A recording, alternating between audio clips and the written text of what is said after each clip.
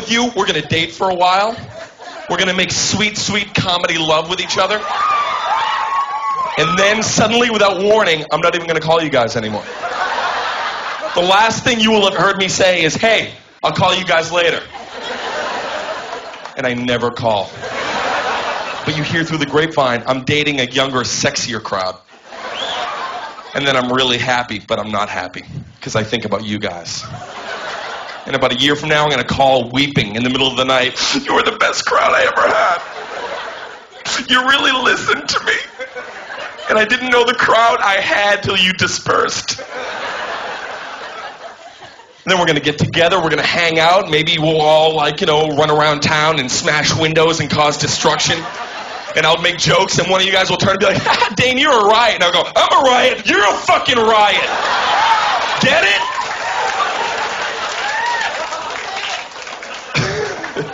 That's how things are going to go down tonight.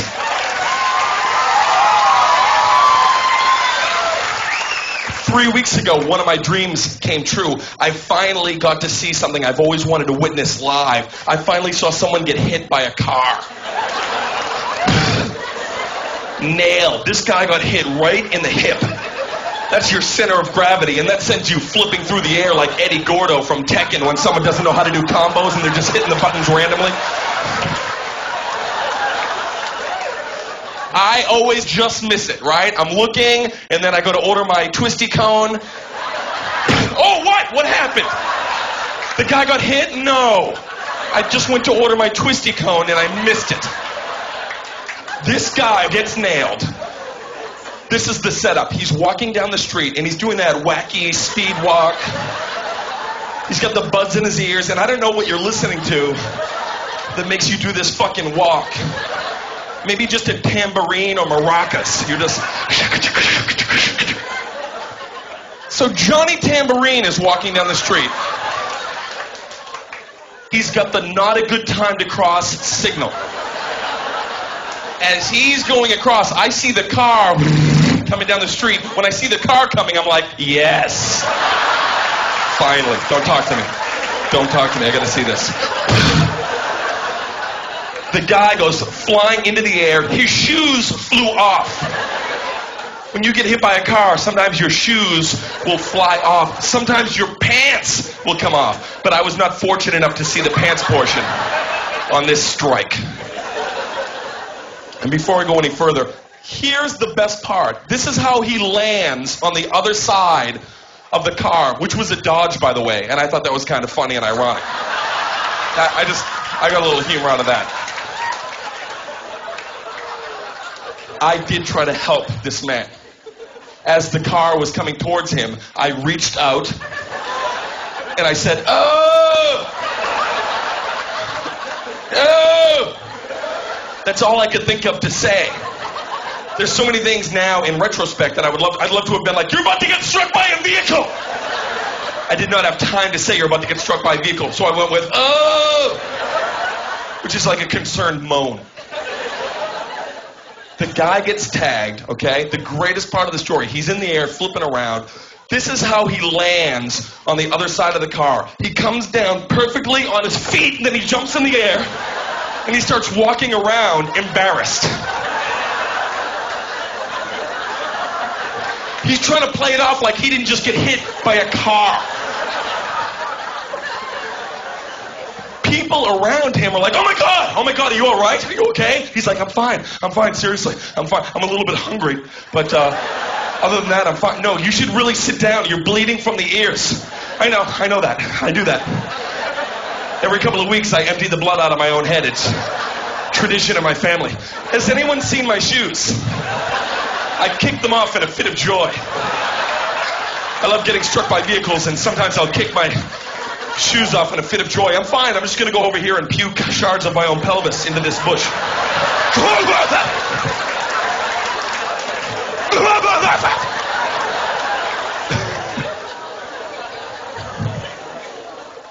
We laugh, but we love violence in this country. We like violence. We have those little violent tendencies. I'm not the only person. I know you're like me. When you see somebody walking down the street wearing a Superman t-shirt, you just want to shoot them in the chest. When they start to bleed, go, I guess not. don't wear the shirt. Wear a shirt that says, I bleed if you shoot me in the chest plate, and I will not shoot you in the chest plate. Super bleeder. I called him super bleeder.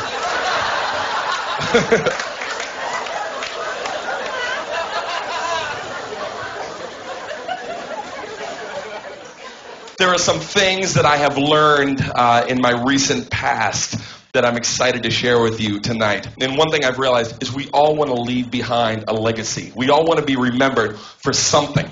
And I was thinking about it going, how can I be remembered? And then I suddenly realized you can do it on a daily basis, even if it's one-on-one with people. Like, for example, the other day, I saw a young boy, and he was eating an ice cream cone. I ran up, I smashed it into his face. I leaned in, I go, you remember me forever. And I ran away.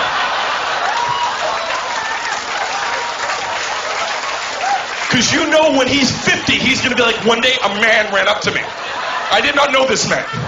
He smashed my treat into my eyes. And he pointed and he said, you fucking remember me forever. But I did not say fucking. I did not say that. He added fucking to make the story more intense and interesting.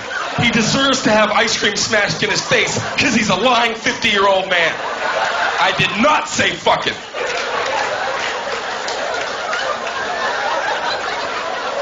He deserves ice cream smashed in and around his eyes. Here's another way to be remembered. Again, and this is more personal. It's more for you because nobody's ever going to know that it was you, but you'll know, and that's all that matters. Next time you go to a party, a great big party, go into the room where all the coats are, shit on the coats. Guaranteed, at some point, somebody's going to walk out of that room and go, someone shit on the coats. Someone has shit on the coats. That's the only thing you can say when someone shits on the coats. Someone shit on the coats. They might say, I think someone shit on the coats. But you know. You're just afraid to be the bearer of bad news. I think someone may have shit on or around the coat area. There's a smell of shit around the perimeter, the vicinity of coats.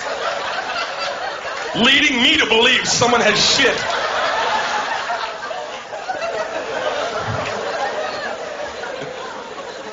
But again, you're there watching it all happen.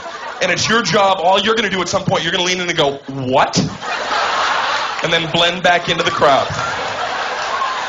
What? I hope it wasn't on my coat. And then boom, you're a phantom. Disappear. Disappear.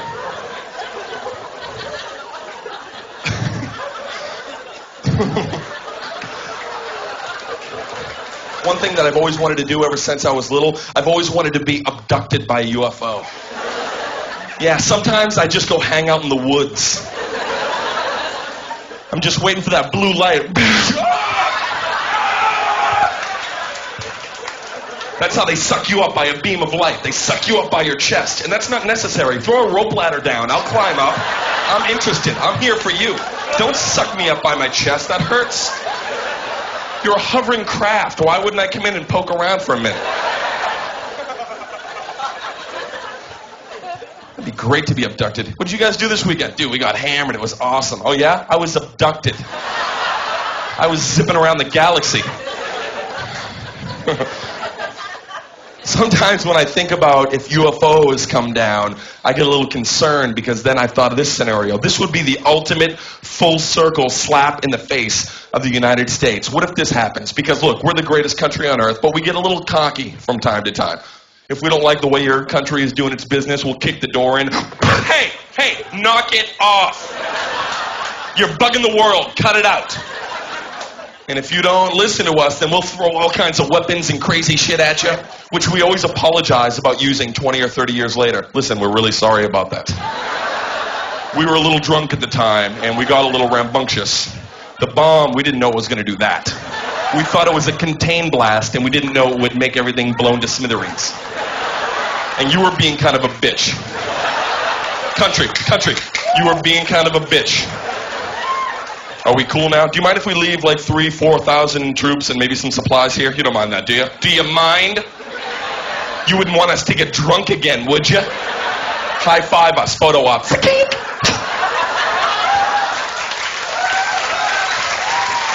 We get a little cocky. What if this happens? Oh my God, what if this happens? What if the mothership comes over middle America and we're all sitting watching TV, all the news crews are focused in and we're sitting there watching, right? What if when the hatches finally open, out of the UFOs come thousands of 100-foot Native American Indians?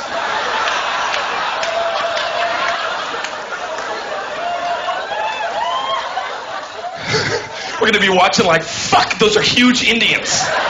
Please tell me they're not giant Indians. God damn it, they're huge Indians. All right, good game, America. We had some fun, huh? Hi, giant Indians. We did some shit, and...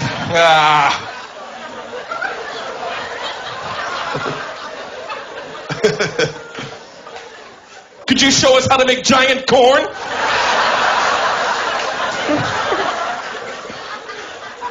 I've always wanted to uppercut a punk ass and send him flying onto a table, preferably with a cake or a bowl of punch on it.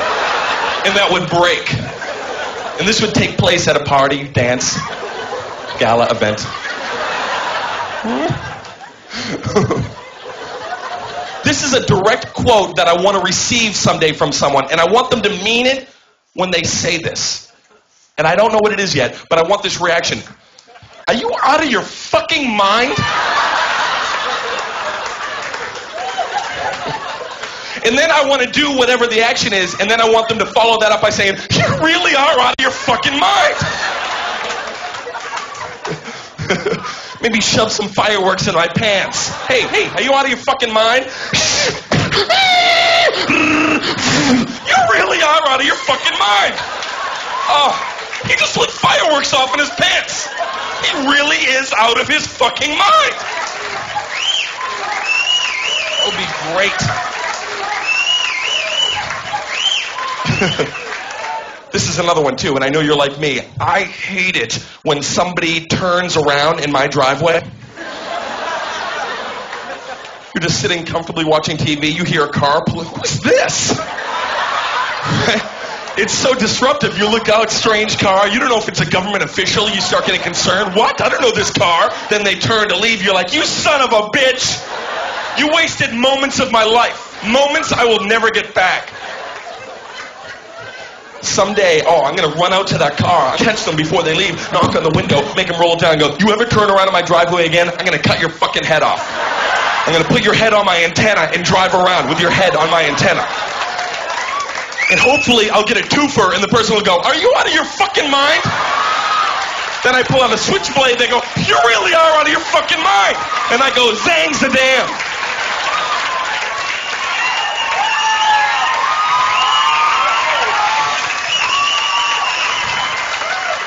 I hope they never come back and try to turn around in that driveway again. Because then I'll be in the window like, damn it, I gotta cut this guy's head off.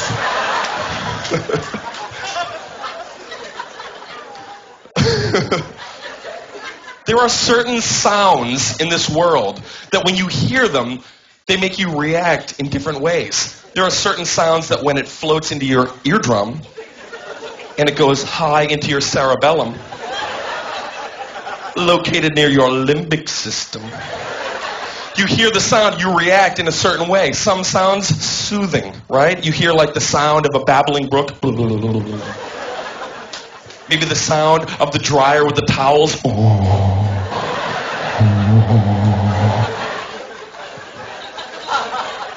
That was a horrible impersonation of, I know. I'm not, don't bullshit me. That was bad. That's the best I can do. I'm laundry in a dryer.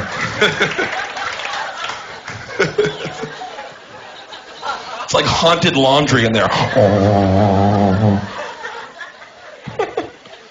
But then there are certain sounds in this world that for whatever reason, just the way it hits you, it makes you want to punch a baby. It makes you want to punch a baby. God forbid you're in a nursery, when you hear the sound, you go on a baby punching tangent. You will start punching.